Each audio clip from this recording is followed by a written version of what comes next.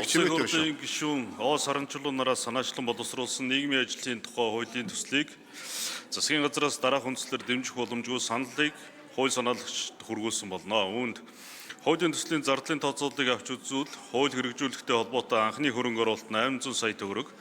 цаашид жил бүр 96.5-аас 160 тэрбум төгрөгийн төсөв шаардлагатаар байгаа бөгөөд нийгмийн ажилтны оронтойг 3188 хүнээр нэмэгдүүлэхээр заасан байна.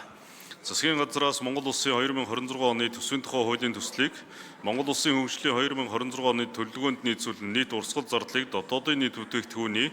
24% багтааж, улсын их хурлд өргөн мэдүүлсэн бөгөөд төсвийг их хурлаар хилцүүлэх явцад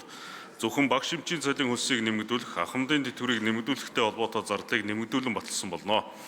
Төсвийн сахлах балтыг сайжруулах, үр ашгийг нэмэгдүүлэх бодлогын хүрээнд засгийн газраас орон тоо нэмэхгүй байх, зөвхөн энэ шаардлагатай шинэ арга хэмжээг санхүүжүүлэх, төсвийн байгууллагын батлагдсан төсөвд зохицуулт хийх замаар өөрийн төрийн чиглэлийг иргэдэд хэвийн хүргэх арга хэмжээг хэрэгжүүлэн ажиллах бодис шаардлага үүсэж байна. Мөн манай улсын уул уурхай голлох түүх эдийн үн дэлхийн зах зээл дээр буурсан эдийн засгийн төвчлөлт сайнгүй байгаа зэрэгээс шалтгаалan Монгол улсын нэгдсэн төсвийн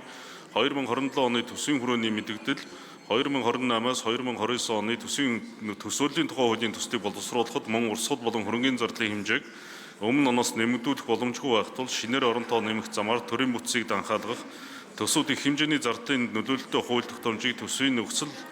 байдал сайжрах хүртэл хэрэгжүүлэхгүй байх шаардлагатай байна. Хуулийн төсөл заасан нийгмийн ажлын үйлчлэгээтэй холбоотой зохицуулах харилцааг төсөв санхүүгийн нөхцөл байдал сайжрах хүртэл одоо хүчин төгөлдөр мөрдөгдөж байгаа хууль тогтоомжийн уялдааг хангах зохицуултуудыг сайжруулах байдлаар шийдвэрлэх боломжтой гэж үзсэн тул хуулийн төслийг дэмжээгүй болно. Анхаарал хандуулсанд баярлалаа.